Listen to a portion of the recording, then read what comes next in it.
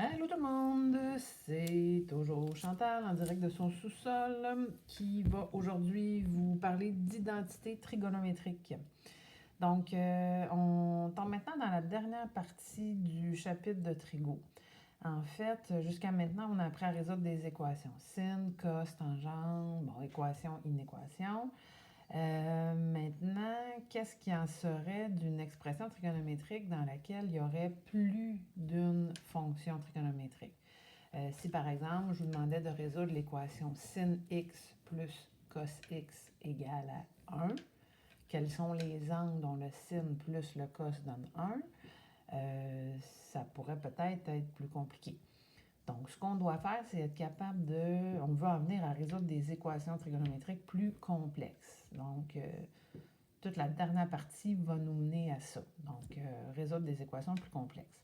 On va y aller tranquillement, pas vite. Vous allez voir, c'est quand même un peu déstabilisant parce que vous allez probablement avoir l'impression, en tout cas quand je l'enseigne en classe, là, qu'on ne sait pas trop où est-ce qu'on s'en va avec ça. On ouvre encore une porte nouvelle dans une nouvelle partie des maths. Donc, ce que je veux vous montrer aujourd'hui, on connaît 3 rapports trigonométriques, sin, cos, tangente. Aujourd'hui, on va avoir 3 nouveaux et on va établir des liens entre chacun de ces rapports-là. Le but, ça va être à partir d'un des rapports trigonométriques. Par exemple, si je connais le sinus d'un angle, est-ce que je serais capable de trouver la valeur de son cosinus? Si je connais la tangente d'un angle, est-ce que je serais capable de retrouver le sinus de cet angle-là? Donc, on va être capable de passer d'un rapport trigonométrique à un autre. On va aussi être capable d'en venir à résoudre des équations plus complexes. OK, donc je vais. Une identité trigonométrique est une équation qui est toujours vraie, quelles que soient les valeurs de ses variables. C'est un peu comme si j'affirmais que, je ne sais pas, moi, la somme des angles dans un triangle est 180 degrés. Donc, peu importe les 3 angles, je sais que la somme va toujours être de 180 degrés. On a vu, comme je vous disais, les 3 rapports trigonométriques de base. Maintenant, on va voir les rapports trigonométriques inverses qui vont nous être utiles. Ce qu'on appelle la coséquente, qui va être appelée de façon plus courte cosec. Donc, la coséquente d'un angle, c'est l'inverse multiplicatif de la fonction sinus. Donc, la coséquente d'un angle, c'est la même chose que 1 sur sinus de cet angle-là. Bon, souvent, la coséquente va nous permettre de décrire des expressions un peu plus simples que de travailler avec une fraction dans laquelle il y aurait un sinus au dénominateur. Même chose, la séquente, elle, c'est le nom que porte l'inverse multiplicatif de la fonction cosinus. Donc, coséquente, 1 sur sin, ce qu'on va appeler séquente, donc abréviation sec, 1 sur cos de l'angle.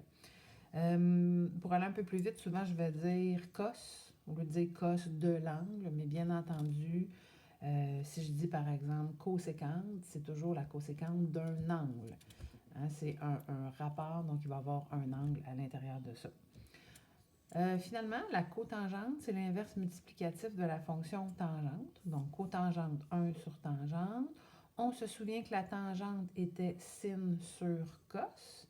Donc, la cotangente, si vous remplacez ici tangente par sin sur cos, 1 divisé par sin sur cos, on multiplie par l'inverse. Bref, ce serait logique que ce soit l'inverse de la tangente.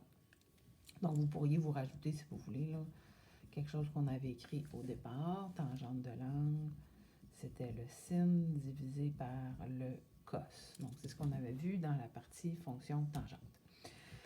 Donc, maintenant, ça, c'est les 6 rapports trigonométriques. Maintenant, quels sont les liens entre chacun? OK? Donc, on va voir ici, on va avoir 3 identités trigonométriques. Des identités, ce sont des équations qui sont toujours vraies. La première, l'identité qu'on appelle fondamentale. L'identité fondamentale, sin carré plus cos carré est égal à 1. Si j'étais en classe, là, je reculerais dans le tout début du chapitre de la trigonométrie pour vous montrer d'où ça vient. cette identité-là. Je peux tenter de vous le rappeler un petit peu. Je vous rappelle, hein, on est dans le cercle trigonométrique, cercle central origine de rayon 1. Je ne sais pas si vous vous souvenez, première coordonnée, ici, le point qui est ici, là, ce serait le cos de l'angle. La deuxième coordonnée, le sin de l'angle. Donc, si je prends le triangle rectangle qui est formé ici par les deux coordonnées du point, dans le triangle rectangle, l'hypoténuse serait de 1. Donc, si j'utilisais Pythagore, encore un Pythagore caché derrière, si je prenais la première coordonnée qui est le cos, donc cette cathète-là au carré, cos carré, plus la deuxième cathète qui est représentée par le sin de l'angle, si je la mets au carré, ça serait égal à l'hypoténuse au carré. Donc 1 au carré. D'où l'idée que sin carré plus cos carré va être égal à 1. Bon, bref, ces identités-là, moi, ce que j'aurais dit en classe, les 6 encadrés qui sont là, moi, je vous les donnerai dans les examens. C'est-à-dire, même si tu ne te souviens pas d'où ça vient, l'identité fondamentale, on va tellement l'utiliser qu'il faut être capable de l'utiliser tout simplement et non pas de la démontrer. Ça veut dire que peu importe l'angle que je prends, on pourrait le faire avec des angles en valeur exacte, je ne sais pas moi, pi sur 3. Si tu faisais le sinus de pi sur 3 et que tu le mettais au carré, le résultat au carré, plus le cosinus de pi sur 3, le résultat, tu le mettais au carré, ça finirait par te donner 1. Cette écriture-là, juste pour vous montrer où je vais l'écrire ici, sin carré d'un angle, c'est une façon courte pour écrire ceci. Donc, vous allez voir, à la prochaine page, je vais l'utiliser de cette manière-là. Donc, c'est le sinus de A à la 2. OK? Donc, le sinus de A ou de θ, hein, c'est la même chose. Ici, on a mis θ, là, on a mis A. La variable représente l'angle. On s'en fout un peu de quelle variable on utilise. Donc, si par exemple, je prenais le sinus d'un angle, mettons que c'était racine de 3 sur 2, et ensuite, je le mettrais au carré. Bon, bref, ceci, grosso modo, à quoi ça va nous servir? À chaque fois que je vais avoir une expression trigonométrique qui est complexe, qui est longue, quand je vais avoir une chaîne d'opérations trigonométriques, à chaque fois que je vais voir sinus carré d'un angle, plus le cosinus carré du même angle, tout ça, je vais pouvoir l'enlever et le remplacer par 1. Donc, on va partir d'identités très longues. Il va peut-être avoir 7, 8 termes différents. On va pouvoir, à chaque fois qu'on va avoir un sin carré plus un cos carré, on va pouvoir le remplacer par 1. Donc, l'idée, ça va être de simplifier. Un peu, là, j'essaie de faire une histoire courte, là, mais un peu comme quand on vous montre à faire de l'algèbre en secondaire 2, si vous avez une expression qui est très très longue, du genre 5x plus 3x plus 2x moins 6 moins 7 moins 2 égale 0, première chose qu'on va vous demander, c'est de simplifier. Donc, on va pouvoir réunir des termes semblables ensemble. Bon, ici, je peux faire un parallèle. À chaque fois qu'on va voir sin carré plus cos carré, on peut remplacer ça par 1. De la même manière, là, je vous dis, là, vous allez vous dire, oh mon Dieu, qu'est-ce que c'est que ça? Je vous montre ce que c'est, puis en cours de route, cette semaine, ça sera probablement pas super clair encore, mais la semaine prochaine, à force d'en faire, vous allez comprendre un peu la pertinence de cette page-là. Donc, comme je vous disais, sin carré plus cos carré donne toujours 1. Ça va arriver dans certains cas où j'ai besoin de bouger des termes dans cette identité-là. Je donne un exemple. Okay? Si par exemple, je gardais sinus carré de ce côté-là du égal et que je traversais cos carré de l'autre côté, dans le membre de droite, il faudrait que je le transfère par une soustraction. Donc, je pourrais dire qu'une identité qui serait valable aussi pourrait être celle-ci. Sin carré, je pourrais dire que ça correspond à 1 moins cos carré de l'angle. Mais ça, je vais pouvoir l'utiliser. C'est-à-dire, à chaque fois que je vais rencontrer, par exemple, dans une expression 1 moins cos carré de l'angle, je vais pouvoir l'enlever et le remplacer par quelque chose de plus simple qui est sinus carré. De la même manière, on peut bouger tant qu'on veut n'importe quel terme à l'intérieur de l'identité. Ça nous donne une nouvelle identité qui est vraie. De la même manière, si ici je gardais cos carré du côté gauche, dans le membre de gauche, et que je traversais le sinus carré, bien, cos carré de mon angle ça pourrait être égal à 1 moins sin carré. Bref, vous allez voir, tout ça ici va nous servir plus loin. Je vous montre qu'on peut bouger à l'intérieur d'une identité. OK? Donc, ceci, on va revenir souvent à la page 71. Donc, trouver des équivalences, dans le fond. Maintenant, bon, ça c'est bien. On voit le lien entre sin et cos. OK? Donc, on va voir à la page suivante. Si jamais j'ai un sin, je pourrais trouver le cos correspondant et vice-versa. Maintenant, comment passer d'un sin à une tangente, à une séquente? Donc, passer d'un des 6 rapports trigonométriques à un autre, bien, il va y avoir 2 autres identités. Si on regarde à l'intérieur des 3 identités, les 6 rapports trigonométriques sont là une seule fois. Et on remarque que chacun des rapports est toujours au carré. Pourquoi? Ça vient de la première identité qui est basée sur un Pythagore. En fait, la deuxième identité découle de la première. Imaginez si je prenais la première identité et que partout, je divisais par cos carré. C'est-à-dire si chacun des membres, je les divisais par cos carré de l'angle. Qu'est-ce que ça finirait par me donner? Bon, sin sur cos, on avait vu que c'était tangente. On se l'est rappelé ici, là. Donc, sin carré sur cos carré. Ben, ça donnerait tangente carrée. Cos carré divisé par cos carré, ça me donnerait 1. Et 1 sur cos carré, on a défini tout à l'heure que 1 sur cos, c'est sécante. Donc, 1 sur cos carré nous donnerait sécante carré. Donc, je viens par une manipulation mathématique que j'ai le droit de faire. Donc, j'aurais le droit de diviser par n'importe quoi. Donc, j'ai divisé partout par cos carré. C'est pas anodin comme choix.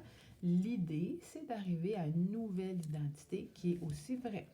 On est parti d'une identité qui était vraie et on a fait des opérations mathématiques qui sont vraies. OK? Donc, qui sont légales. On va devoir faire la même chose tout le long. Toujours utiliser seulement des opérations qui sont légales mathématiquement. Vous vous souvenez, hein, toute l'année, je pense que je vous ai dit comment c'était important de savoir utiliser les fractions, qu'on aurait à utiliser des fractions dans laquelle il y aurait des rapports trigonométriques. Bien, on y arrive. OK? Donc, on va revenir à la base souvent, se rappeler qu'est-ce qu'on a le droit de faire mathématiquement en algèbre. On a donc une nouvelle identité. Ça veut dire que dans une expression à résoudre qui est très longue, bien, tangente carré plus 1, si jamais on rencontre ça, on pourrait le remplacer par sécante carré, ce qui est déjà un peu plus simple. On passe d'un binôme à un monôme. Donc, on essaye de simplifier le plus possible. De la même manière, cette identité-là, on pourrait la manipuler en respectant les règles d'algèbre. Par exemple, si je gardais tangente carré ici, je pourrais transférer le 1 de l'autre côté et j'arriverais à une nouvelle identité qui est aussi vraie. Sécante carré moins 1. De la même manière, peut-être que je pourrais conserver le 1 dans le terme de gauche en transférant tangente carré par une soustraction. Ceci. Donc, pour le moment, ça fait probablement 0 sens pour vous. C'est pas bien grave. Je vous dirais que je suis dans mon salon et je vous imagine la face présentement. OK? De genre, qu'est-ce que c'est que ça? Où est-ce qu'elle s'en va avec ça? Ne paniquez pas, nous allons y arriver. Donc, quand on va avoir une super longue identité et qu'on va voir passer sécante carré moins tangente carré, on va être super heureux parce qu'on va pouvoir barrer cette expression-là qui est compliquée et remplacer ça par 1. Okay? Le but, ça va être de passer de quelque chose de compliqué à quelque chose de plus court, de plus simple. Ensuite, je vous explique rapidement comment on pourrait arriver à la dernière. La dernière, en fait, je pourrais prendre la première identité. Au lieu de diviser par cos carré partout, si je divisais par sin carré partout, sin carré divisé par sin carré me donnerait le 1. Cos carré divisé par sin carré, on a vu ici, cos sur sin, c'est cotangente, donc j'arriverai à cotangente carré, et 1 divisé par sin carré, par définition, là, cosécante carré. Bref, j'ai une troisième identité qui vont être parmi les 3 principales identités. qu'on va utiliser. Mais bref, dès que je manipule une identité, l'identité de base, et que je la manipule par une opération algébrique légale, je tombe sur une nouvelle identité qui est toujours vraie. De la même manière ici, je pourrais avoir à manipuler cette identité-là. Par exemple, je pourrais traverser le 1 de l'autre côté. Donc, j'aurais cotangente carrée est égal à coséquente carré moins 1. De la même manière, je pourrais conserver le 1 dans le membre de gauche et j'arriverai à coséquente carré moins cotangente carré, ce qui veut dire que à chaque fois que je vais rencontrer coséquente carré moins cotangente carré, je vais pouvoir barrer tout ça et remplacer ça par 1. Une petite chose que je viens de remarquer, je n'ai pas pensé de vous dire, vous voyez ici cotangente, cote. Ici, vous voyez cotangente, cotane, c'est la même chose. OK? Version un peu plus courte que je préfère utiliser, mais cotane existe aussi. OK? Cotangente, on peut mettre cotane ou cote, tout simplement. OK, maintenant, ce qu'on va aller faire, on va aller faire une première utilité, si on veut, de ces identités-là. Donc, on passe à la page 62. Je vais les laisser pas loin, les identités. Vous allez voir, je vais y faire référence de temps en temps. Bon, les identités trigonométriques permettent de résoudre des équations, c'est ce que je vous disais tout à l'heure, de réduire des expressions et de démontrer d'autres identités. Premier exemple, on vous demande si la tangente d'un angle est 3/4. Cet angle-là, je ne sais pas c'est quoi, mais je sais qu'il est compris entre 0 et pi sur 2. Donc, on est entre 0, fermé, et pi sur 2, ouvert. OK, donc je cherche quel est l'angle dont la tangente est 3/4. D'accord? Je vais lire la fin de la question, puis j'y reviens ensuite. Trouve la valeur exacte des 5 autres rapports trigonométriques. Donc, je vous donne une tangente d'un angle et je vous dis pour le même angle, je veux que tu trouves le sin, le cos, la coséquente, la séquente et la cotangente. Donc, les 5 autres rapports trigonométriques, il y en existe 6. Des petits vites entre vous. Je suis certaine, déjà, je pourrais quasiment nommer des noms. On me dirait, ah ben, je sais ce que je vais faire. Puis avec raison, ce serait très bon de dire, bon, on a déjà résolu des équations tangentes. Si je faisais tangente moins 1 de 3/4, je serais capable de retrouver l'angle à l'aide de ma calculatrice. C'est vrai, en fait, si on avait à résoudre l'équation, ce serait vrai. Puisque 3/4 ne fait pas partie des valeurs de tangente qu'on doit connaître en valeur exacte, on pourrait le pitonner. Donc, on arriverait entre 0 et 1,57, mais ça resterait une approximation. On ne serait pas en valeur exacte. OK? Ce serait une bonne approximation. En gardant pas mal de décimales, on arriverait à quelque chose d'assez précis. Mais là, ici, on va y aller de façon vraiment exacte. Donc, qu'est-ce qu'on va faire?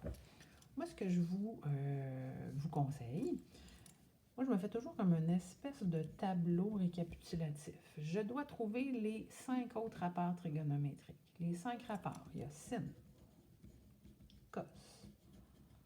Bon, tangente, elle est déjà donnée. Quant à ces trois-là, on est capable de trouver les 3 rapports trigonométriques inverses qu'on a vus à la page précédente. Donc, l'inverse de sin s'appelle coséquente. Cosec. L'inverse de cos s'appelle séquente. L'inverse de tangente, cotangente. Ça va? Ici, hein, mélangeant. Sinus n'est pas l'inverse de séquente et vice-versa. Le sin est l'inverse de coséquente, tandis que cos, son inverse, c'est séquente. Des fois, on aurait tendance à associer cos et coséquente, mais c'est faux. OK? Donc, c'est sin avec coséquente et cos avec séquente. Bref, ça, ce serait donné dans un examen. Là, OK? Donc, c'est déjà assez complexe. Là. Toutes les encadrés de la page 71 vous seraient donnés. Bon, l'idée, c'est de dire, si j'ai une tangente et j'aimerais trouver les autres rapports trigonométriques, on va les trouver un après l'autre. Moi, ce que je ferais, j'irais à la page précédente. Regardez, dans les 3 identités, on a les 6 rapports trigonométriques. J'irai voir l'identité qui m'était donnée, c'était la tangente. C'est-à-dire le rapport qui m'était donné, c'était tangente. J'irai utiliser l'identité qui utilise tangente. Donc, je me dis, si je connais la tangente, elle m'est donnée, je vais être capable de trouver la sécante. Une fois que j'aurai la sécante, ben, à partir de la sécante, je pourrai trouver d'autres rapports trigonométriques. OK? Donc, ce que je vais faire, on vient ici, je vais écrire l'identité trigonométrique associée à la tangente. Ceci. Et là, je vais faire de la substitution. Tangente de A, je sais que je peux l'enlever et le remplacer par 3/4. Et là, je dois la mettre au carré. La tangente de A au carré, c'est la tangente de A fois tangente de A. Tangente de A, c'est 3/4. Donc, le 3/4 va être à la 2.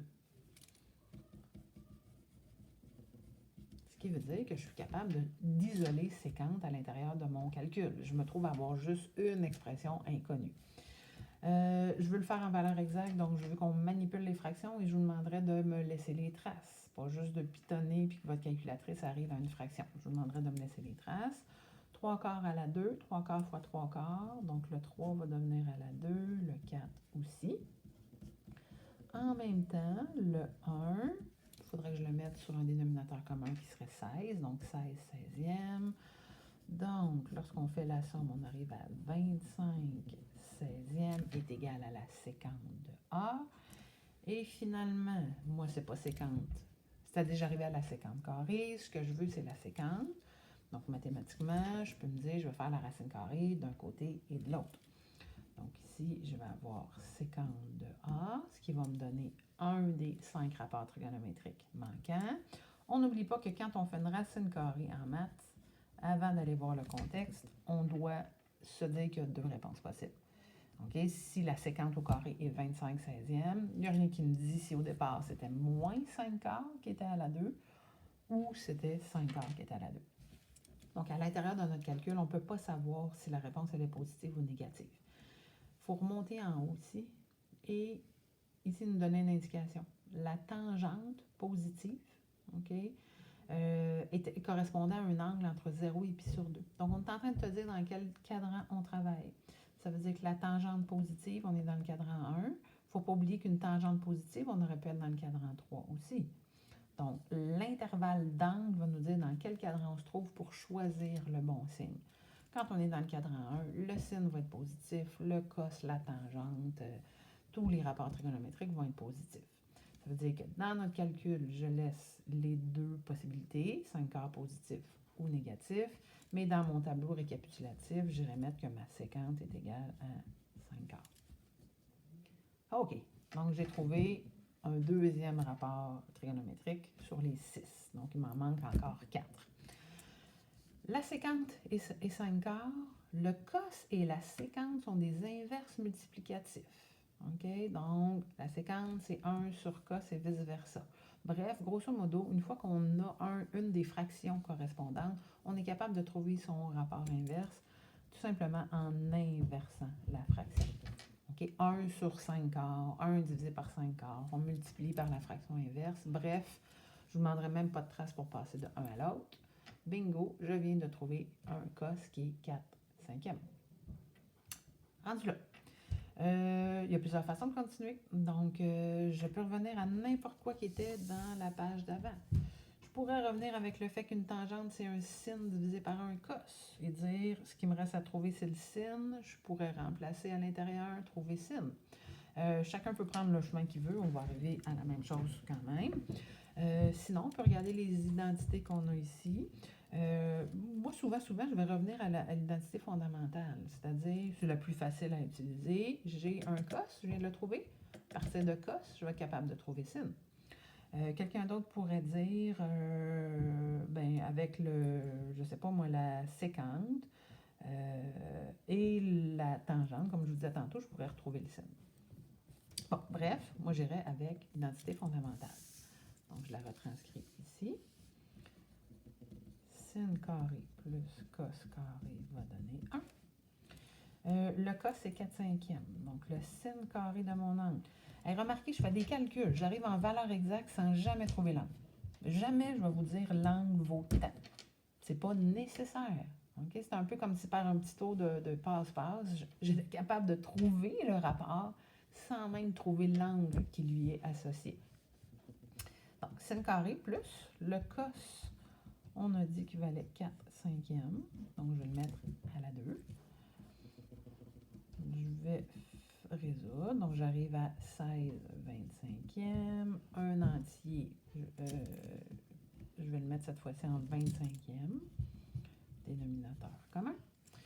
Je vais aller envoyer mon 16 25e de l'autre côté par une soustraction. Donc, 25 moins 16, ça va me donner 9 25e. Donc, je ne sais pas si je suis allée trop vite ici. Je vous répète comment j'ai fait ça. 25 25e moins 16 25e, donc 9 25e.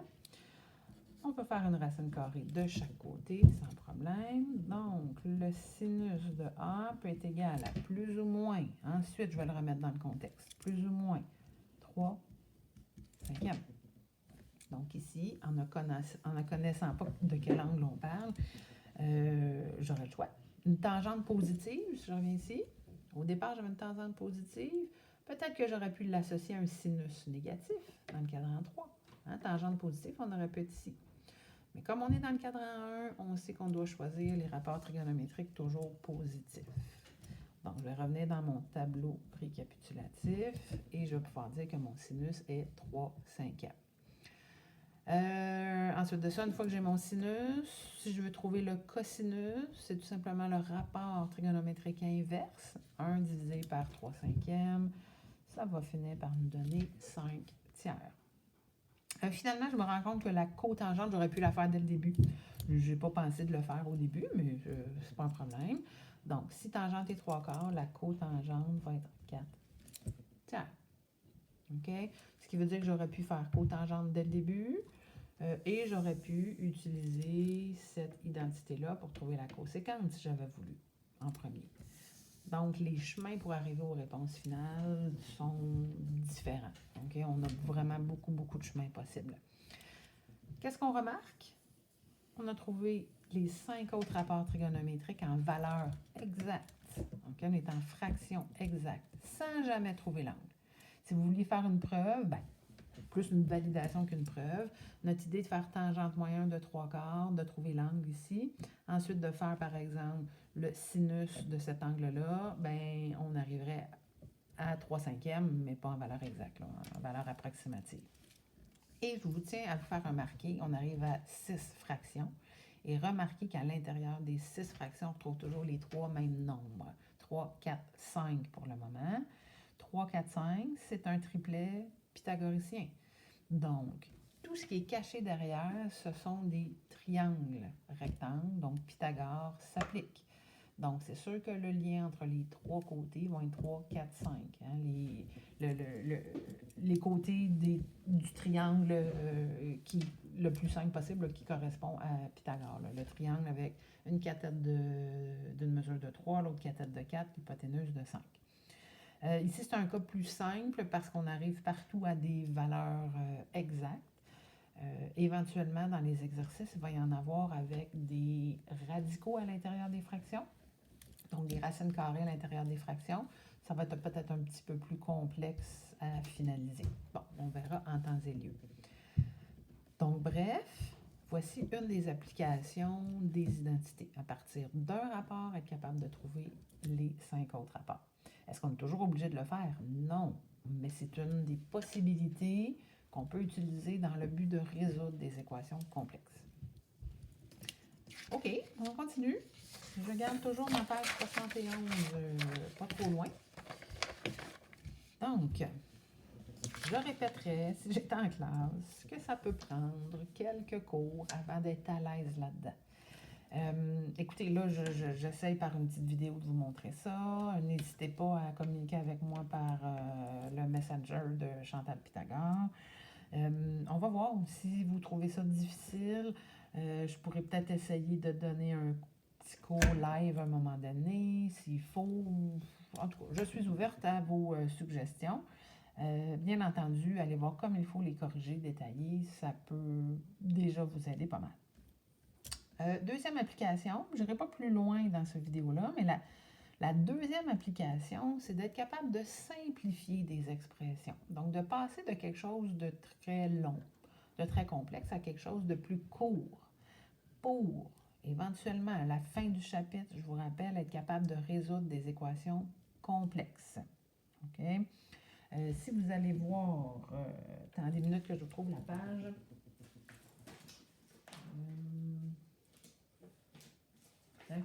probablement que je serais allée vous montrer ça, moi. La page 80 de vos notes de cours. Vous allez être capable, oui, à la fin du chapitre, de résoudre une équation de ce genre-là. Cos carré d'un angle moins le sin carré d'un angle est égal à 2 moins 5 le cos de cet angle-là sur l'intervalle de 0 à 2π. Quel est l'angle? Ça peut faire peur, les traces, mais on va y arriver doucement. OK? Donc, tout ça pour dire, on va être capable de résoudre des équations qui sont très complexes. Pour y arriver, il faut être capable de simplifier. Donc, moins il y a d'expressions à l'intérieur de ma chaîne d'opération, plus ça va être simple à résoudre. La façon d'y arriver n'est pas toujours simple. Okay? La façon d'y arriver, il faut être créatif. Il y a beaucoup de manières de simplifier parfois, en autant qu'on utilise des principes de base mathématiques. Simplifier des fractions et utiliser des identités. Moi, ce que je vais faire, au fur et à mesure de mes explications, j'ai essayé avec les années de vous trouver des trucs. Des trucs pour quand on est devant une expression qui est compliquée, d'être capable de toujours d'au moins commencer quelque chose. Parce que des fois, là, c'est le syndrome de la page blanche. On voit une expression et on n'a aucune idée comment commencer. Donc, je vais vous donner des trucs et au fur et à mesure, je vais vous suggérer, essaye des trucs. Premier truc, là, tu as essayé, oui, ça ne marche pas, essaye un deuxième truc. OK, mon premier truc. Truc numéro 1. Donc, j'ai l'impression d'être dans un vidéo de bricolage. OK, premier truc possible. Je vais appeler ça mettre en sin et en cos. Qu'est-ce que je veux dire par là? Je vous explique. Bon, cotangente d'un angle fois sinus d'un angle. Si vous allez voir les identités qu'on a vues à la page précédente, je ne peux pas les utiliser. À nulle part, cette expression-là est là. Je vous rappelle que si je voyais sin carré plus cos carré, je pourrais l'enlever et le remplacer par 1. Ça serait de simplifier. Donc ici, je ne peux pas utiliser des identités. Je vais revenir à la base, c'est-à-dire que la cotangente, je vais la mettre en sin et en cos. Cotangente, c'est l'inverse de tangente. Donc, c'est cos sur sin. Je vais vous montrer où j'ai pris ça ici, là. Cotangente ici, cos sur sin. Bon, je le vois, c'est une équivalence. Et je vais multiplier ça par le sinus. Bon, sinus, je vais le mettre sur 1. Maintenant, il faut revenir à la base des fractions. OK? Donc, quand je multiplie des fractions, je vous donne un exemple. Je vais y aller à côté avec quelque chose de semblable avec des nombres. Bon, là, on a, je ne sais pas, mettons 5 sur 2 fois 2 sur 1. Donc, vous voyez, j'ai inventé quelque chose où le dénominateur de la première fraction, le numérateur de la deuxième, c'est le même nombre. Bon, je pourrais multiplier en haut qui me donnerait 10, multiplier en bas qui me donnerait 2, simplifier par 2 qui me donnerait 5 unième.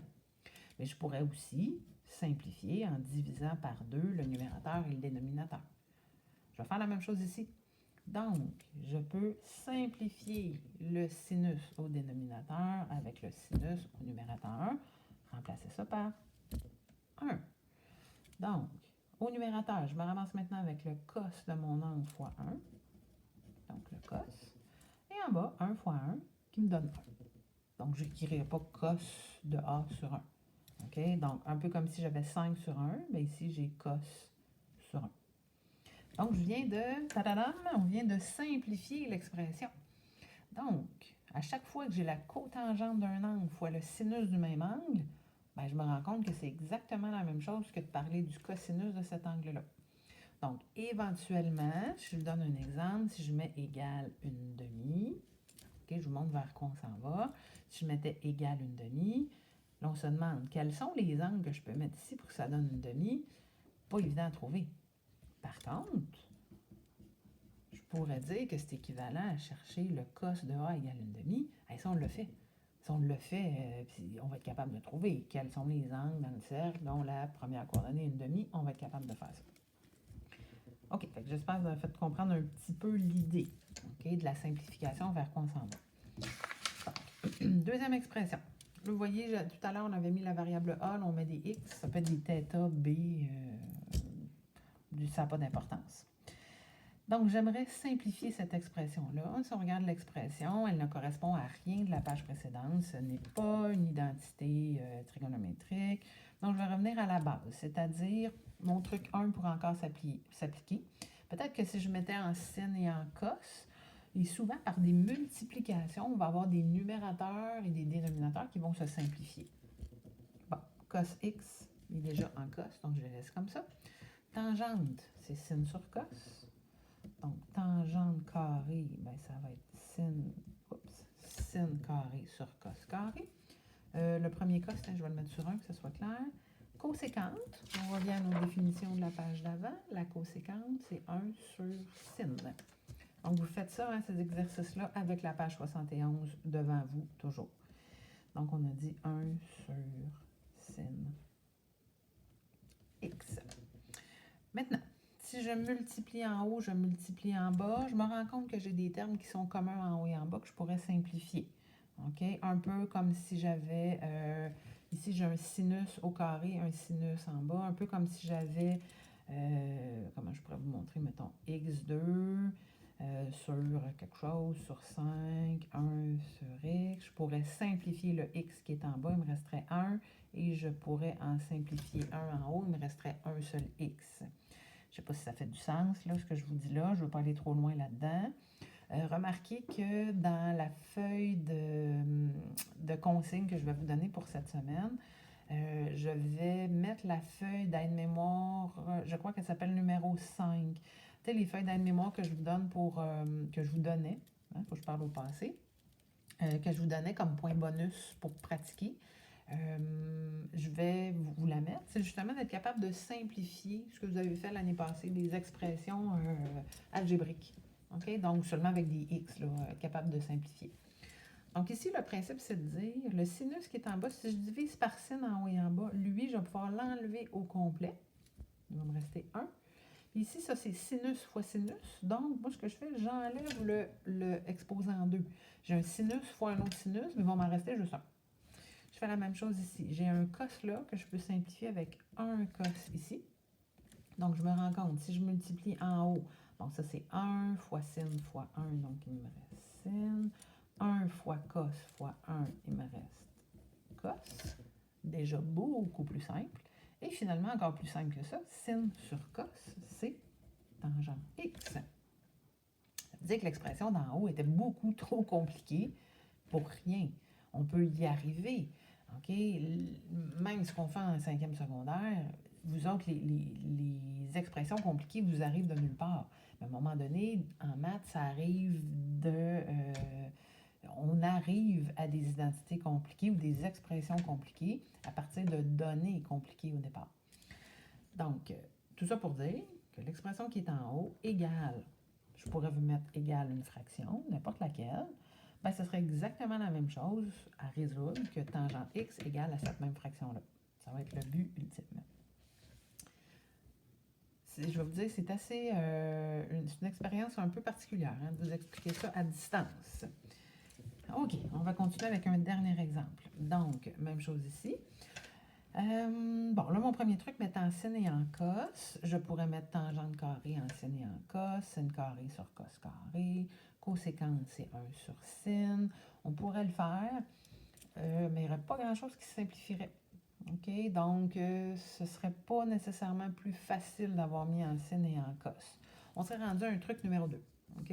Si jamais on met en sin et en cos et qu'on ne voit pas rapidement des choses à simplifier, c'est peut-être pas le bon truc à utiliser. Truc 2. J'ai appelé ça utiliser les identités. Et là, je mets si plus ou moins 1. Ce que ça veut dire, quand vous voyez une expression dans laquelle il y a un moins 1, il y a un plus 1, puis qu'il y a une expression à la 2, okay, ça vient souvent d'une identité. Remarquez, il y a un 1 dans chacune des identités. Et il y a quelque chose, un rapport trigonométrique qui est au carré. Souvent, c'est que ça vient d'une des identités. On va prendre une identité pour simplifier le binôme qui est donné. Bon, ici, si je regarde, coséquente carrée moins 1. OK, je vais aller à la page 71. Ici, c'est pas pour rien que je l'avais fait là. Coséquente carrée moins 1. OK, en manipulant l'identité qui était ici, je vais pouvoir remplacer coséquente carrée moins 1 par cotangente carrée, qui est déjà beaucoup plus simple. Donc, je reviens ici, d'où l'utilité de la page 71. Coséquente carrée moins 1, on vient de dire que c'est équivalent à cotangente carrée. Bon, ici, c'est la variable b au lieu de a, c'est la même chose. Donc, déjà beaucoup plus simple. J'ai plus un monôme qui multiplie un binôme, mais j'ai bien un monôme qui multiplie un autre monôme. Maintenant, comment simplifier tout ça? Deux façons de faire. C'est de dire, le truc 1 peut aussi être utilisé maintenant. Si je le mets en sin et en cos, première expression, sin carré sur cos carré. Cotangente carrée, c'est cos carré sur sin carré. Et là, il y en a peut-être qui voient des simplifications. Effectivement, quand on a des multiplications de fractions, là, ça va bien d'être capable de simplifier. Là, je me rends compte que sin carré, je peux le simplifier avec le sin carré. Il me reste 1.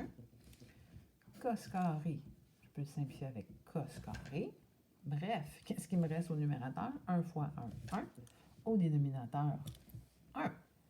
Donc, c'est vraiment une super grosse simplification. Ce que ça veut dire, c'est que je me rends compte que l'expression qui est en haut va toujours me donner 1. OK? On pourrait essayer, prendre un angle, n'importe quoi, pi sur 3. Si on prenait le temps de le pitonner, ce serait un peu inutile, mais je sais pas, je prenais un angle de pi sur 3. Mais la tangente de pi sur 3, je mets ça au carré, fois la coséquente au carré de pi sur 3 moins 1. Bref, peu importe l'angle B qui est donné, la réponse serait toujours 1. Donc, on a réussi à simplifier en se basant seulement sur soit la définition des rapports trigonométriques ou des identités. Bref, cette semaine, je vais vous laisser des exercices à faire là-dessus. Ne vous surprenez pas si vous trouvez ça plutôt ardu. Je ne vais pas en donner trop du coup. Donc, la semaine prochaine, on ira un petit peu plus loin là-dedans. On ira un petit peu plus loin dans la démonstration d'identité trigonométrique. Donc, démontrer des nouvelles identités pour finalement être capable de résoudre des équations complexes. Ça va se faire sur un petit moment là. Donc, écoutez, j'espère que ça va bien aller. N'hésitez pas à communiquer avec moi. Je vous envoie des bons vœux. J'espère que votre moral est bon. À un moment donné, le printemps va embarquer, puis je pense que ça va être bon pour notre moral. Donc, prenez soin de vous.